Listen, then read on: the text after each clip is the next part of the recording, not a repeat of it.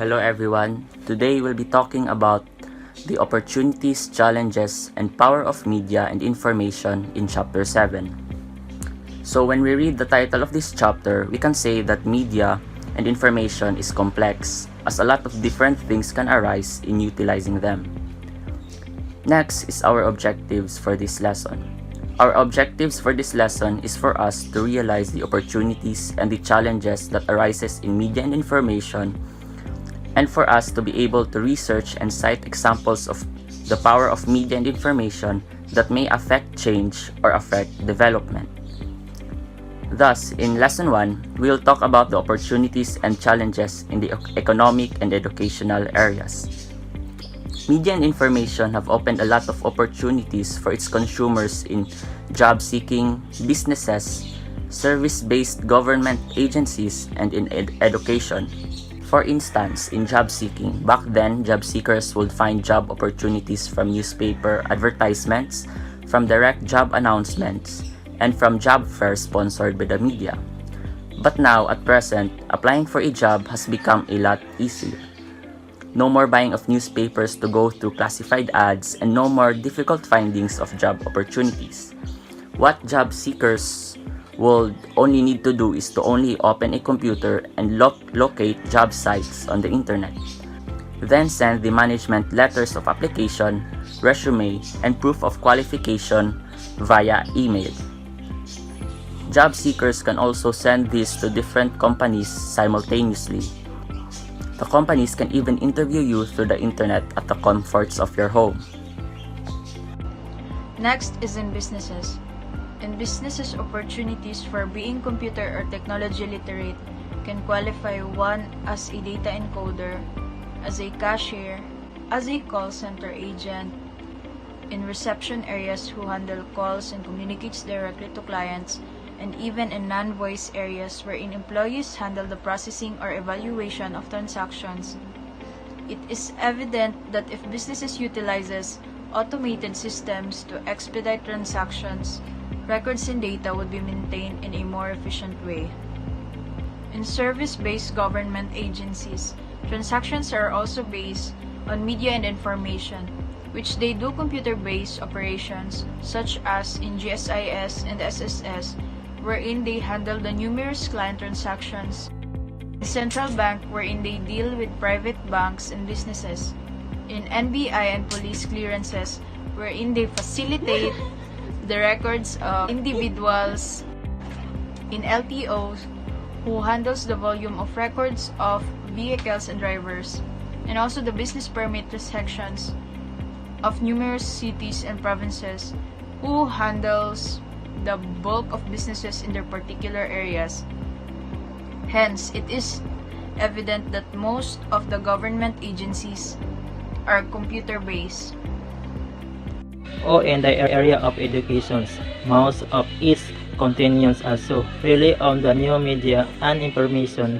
If teachers and students are media and computer literate, they will be able to have an conducive environment for learning through the utilization of PowerPoint presentations, visual aids, ebooks, and even of online open access libraries for researchers. Only before proceeding to next part of the lessons, I will ask questions as the next generations of media, information, and technology literate individuals.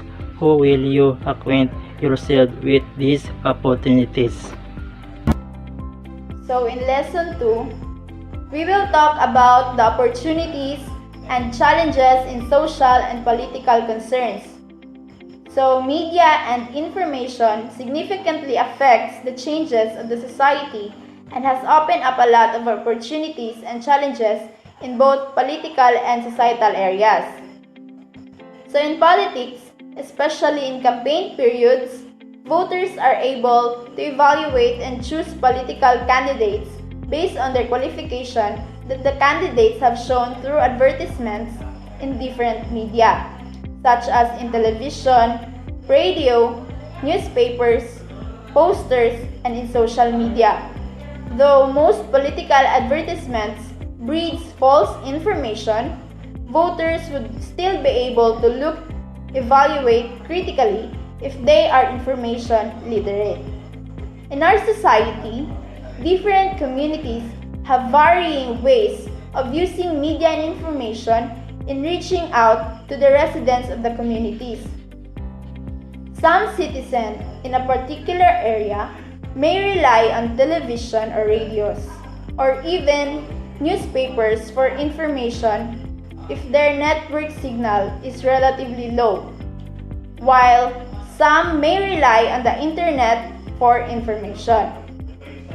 Thus, elected officials and government leaders must be media and information literate to consider this matter in order to fully practice an effective information dissemination, to efficiently utilize information, and to be able to reach all members of the community. So all in all, we can say that the media and information can greatly help in the social and political development of a community if utilized properly. Lesson 3, we will talk about the threats, risks, abuse, and misuse of media and information. The internet is a place wherein we disseminate proper information and communicate with people. But sadly, like all other things, the new media is also misused. There are times when internet users break the unwritten rules in communicating with people with respect. This may often lead to cyberbullying. Their term cyberbullying refers to the use of information technology to harm or harass other people in a deliberate and hostile manner repeatedly. Most of us are familiar with cyberbullying. It may be someone we know or someone we look up to online who are continually criticized or bashed in a different social media platforms. An example of a form of cyberbullying is also the harassing cancel culture, wherein socially conscious individuals would denounce and bash anything about a certain influential individual because of the latter doing something wrong. To avoid getting bashed, netizens should practice the golden rule: do unto others what you would others do unto you. Netizens should be careful with the words that they use and should not make sweeping statements that hurts others. Another misuse of the media is when people spread false information. This false information have contribute major impacts because information shapes our worldview. We make important decisions based on information. We form an idea about people or a situation by obtaining information. So if the information we saw on the web is invented, false, exaggerated, or distorted, we won't make good decisions. Like when back then in 2012, wherein there was a news circulating around the internet about the end of the world, which led to a widespread panic, even though it was just only a false alarm. Risk of posting all information is also a misuse in the new media. Netizens should be careful about giving all information since most of the people uses media, so your post is searchable. This means that your content has become more searchable by a greater number of people inside and out of your network, enhancing the opportunity for something you thought was long gone to suddenly resurface. And also, you may be putting yourself at risk to other undesirable individuals. Young netizens must be also aware of some virtual friends whom they will risk themselves to meet only to be victims of abuse of these virtual friends. So we must avoid getting too close to strangers that we have only met online, since we can lie about our identity, we can lie about our information. Another misuse is on getting hooked for hours on playing online games, wherein consumers would get addicted and would barely even sleep. Thus, from all this misuse that may arise when using the new media, we must bear in mind that the internet is essential, only a place where we communicate with people and share accurate and proper information. We must be media and information literate individuals. Instead of being the source of wrong information or being just a toxic media user, let us use media and the internet in the most appropriate and literate manner, such as giving proper feedbacks, comments, and ideas in a particular topic, and spreading new knowledge and information that will be able to help and improve a certain idea or anything that will help our world.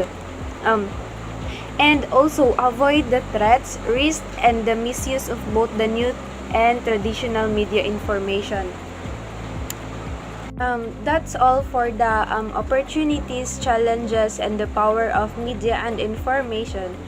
So thank you for listening.